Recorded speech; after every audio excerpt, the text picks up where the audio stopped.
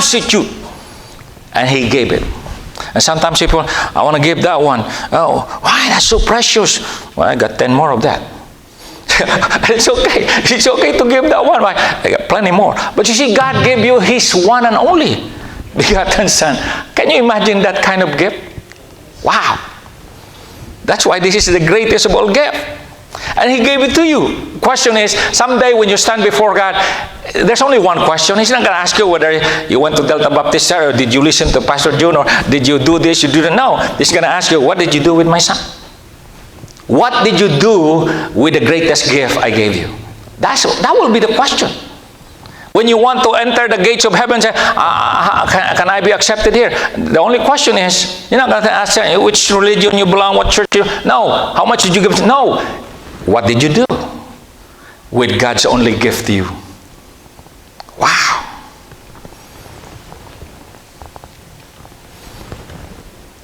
Can you imagine? He gave His only one Son. And amazing of that, when He gave Jesus, He did not intend for us to have a party with Him. No, He gave Jesus, knowing that's what Jesus is going to do. He will suffer and die on the cross. Would you give your children to somebody, and then you find out? That's why in those ancient world, after the king receives the princess, and the father later found out that that king abused his daughter, they go to war. Why? Because you don't do that to the gift. What did men of this world do with Jesus? Well, they might say, that was them 2,000 years ago, but nothing. Well, the question today is, what are you doing with the gift of God to you? How is Jesus to you? Who is Jesus to you? How do you respond to the gift of God?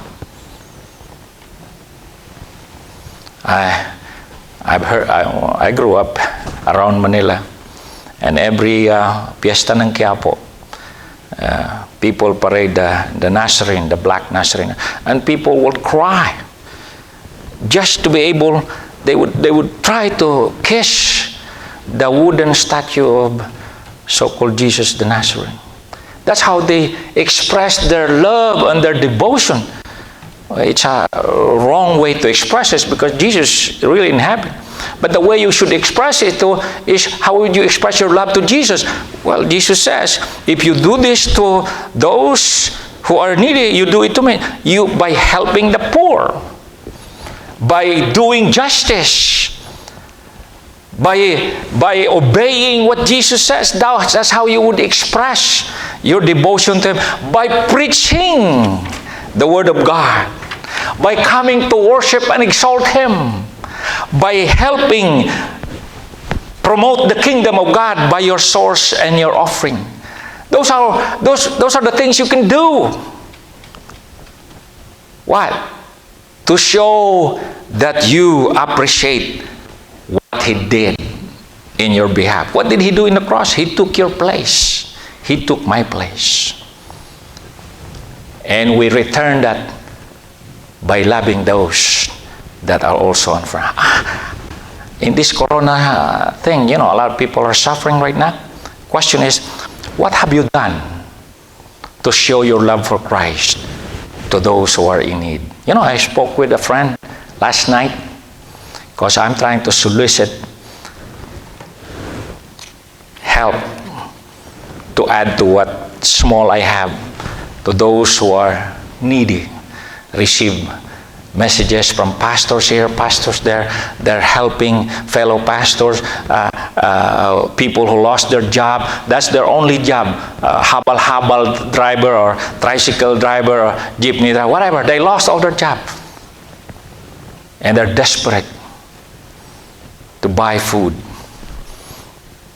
And I asked him, brother, can you spare something to help me to add to what I have, because I'm going to send it. And he told me, Pastor, I just sent last week $900 from my family and those around me. in my home. $900. We're able to help 180 people in our hometown of Santa Maria, Pampanga. Because he said, I told my cousin, find out how many people that needs help.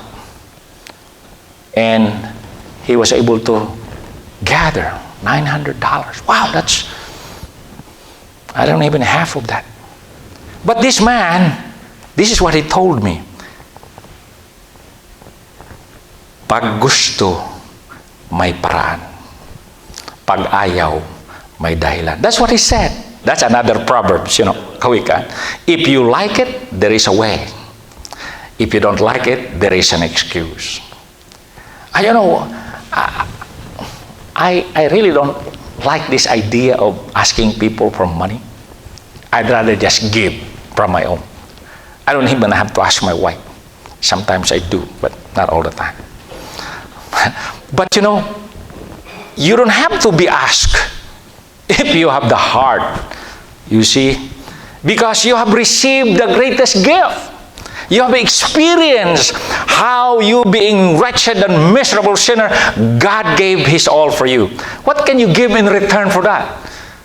Well, Jesus said, if you do this to them that are unfortunate and needy, you do it to me. When I asked my brother, the one is from San Jose, he didn't do it for those poor people there. He did it for Jesus. And they're just the recipient. Because Jesus don't need that $900. The Bible says He owns the cattle in 1,000 hills. Wow. God gave His only Son so that our sins can be paid in full. Not 50%, not 90%, not even 99% of our sin He paid. No, He paid 100% of all our sins. And guess what?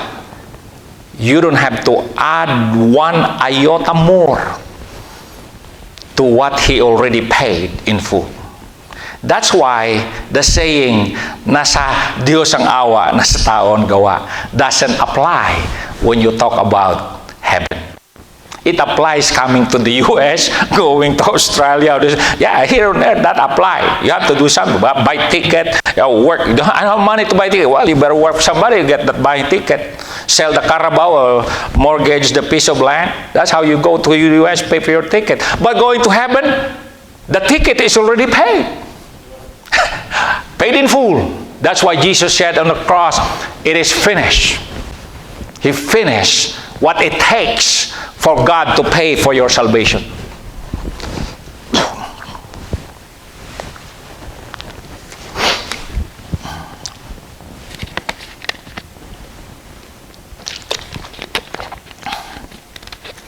That's why I like that new song. That's why I praise Him, for He is the King. Something like that. I'm going to sing that, I think, next Sunday. Why? Because of this. That is the reason why you and I should serve Him. Why? Because He gave you the greatest gift. Not so you can go to heaven. No. That is the reason why you should love God. So you can go to heaven. No. Because He loved you. Now, if you want to return that love, and you should, if you know how to be thankful and grateful, that's why we should worship and praise Him, Jesus our Lord, because of His gift. He gave you His life. Oh, not so you can earn points going to heaven now. Why we should do that? Because God gave us the greatest gift in the whole world, His only Son. Because Jesus gave us the greatest gift, His life on the cross. Because through the power of the Holy Spirit, God gave you the gift of salvation and eternal life. That's why it's the greatest gift. And the third thing is the greatest offer. Whoever believes in Him shall not perish, but have eternal life. Why is this the greatest offer? Well, because of the extent of the offer. Whoever. What do you mean by whoever? Whoever means it knows no person. Male, female, no, young, old. It doesn't consider the person. Whoever. Whoever means it knows no boundary. No race, Filipino, Ilocano, black, white, yellow, brown. It knows no boundary. Whoever. Thirdly, whoever means it knows no status. Doctor, janitor, farmer, laborer, carpenter, nurse, office worker, homemaker, you name it. Whoever. Whoever means no pre-qualification. Ordinary people, famous people, unknown people, taga-bundok, taga-city, doesn't matter.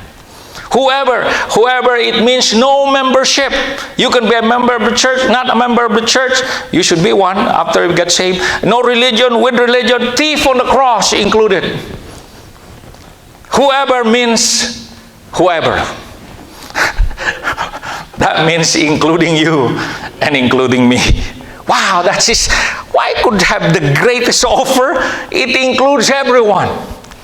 Wow, you cannot get that kind of offer anywhere in this world. Why is this the greatest offer? Because of the condition of the offer. Believes in Him. This is an immaterial condition. You do not have to bring anything. Just believe.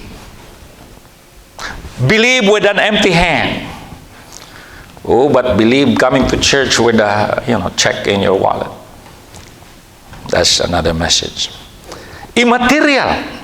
Believe. You cannot see it. You cannot measure it. Oh, it's a spiritual condition. The condition of the offer is spiritual. It is between you and God. Nobody knows whether you believe or not. You can spread your hand here, raise your hand, do whatever you want, and say, I believe, but I don't know what's in your heart. This is just between you and God. Because of the heart condition, this is about what is in your heart and mind right now. Even those who are listening and watching right now, I don't know what's in your heart. You can jump up and down and say, I believe. I don't know. Only you and God. This is the greatest offer because of the confidence. This is total reliance on God's promised word. That's why it is the greatest offer. This is not subject to what can you perform. And this is about trust. This is about how much can you trust God for who He is. Why? How much can you trust God for who He is? You know, the answer to that, it depends on what kind of God you have in your mind. If you think that this God cannot deliver all the way, well, you better help Him. If you think that this God can be questioned, well, you better find an answer to help Him. Oh, but if you think that this God is absolute in this universe, you don't have to wink. You don't even have to raise a finger to deliver what He promised to give you eternal life. Oh, this is the greatest offer because of the object of the condition. In Him, that is, believe in what? Because some people say, as long as you believe, it's okay. No, that's not true. Because everybody else will say, I believe. But because the word is in Him, that makes it specific. This faith cannot be there, cannot be here, cannot be this and that. No, it has to be in Jesus only. That's why it's the greatest gift. Because it's based only on one person, the Son of God. Based only on one name, Jesus Christ. Based only on one performance, death on the cross. There is no other way. There is no other wiggling around in this verse. This is all about Jesus and nothing else. Not what you can do, not what you can promise, not where you belong, not which church, not what... This is all about in Him. Circle that. Make a necklace of that, in Him. Somebody asks you, what's in Him? You need to know in Him. Who? The Lord Jesus Christ. That's a good witnessing tool. Because after all, you got all kinds of necklace. But in Him. Where'd you get that? Pastor June preached that. That's why I got necklace. The thief on the cross is the biggest illustration of that. he got nothing to offer. Oh, but he was guaranteed entrance into paradise of heaven. Today, you shall be with me in paradise. Wow. That is unconditional election. Why is this the greatest offer? Because the value of the offer shall not perish, given in a negative sense, shall not perish. Where are people going to perish? They're going to perish in hell. Escape from eternal damnation. That's why this is the greatest offer. How would you like to escape from the greatest damnation? This is the offer. Escape from hell. Escape from the jaw of the justice of God. Do you know that the justice of God will send you to hell? Because that's what says, every sinner will die. Physically, spiritually, and eternally in hell. 3 ways you're going to die. That's why God gave you the greatest gift. He wants you to escape.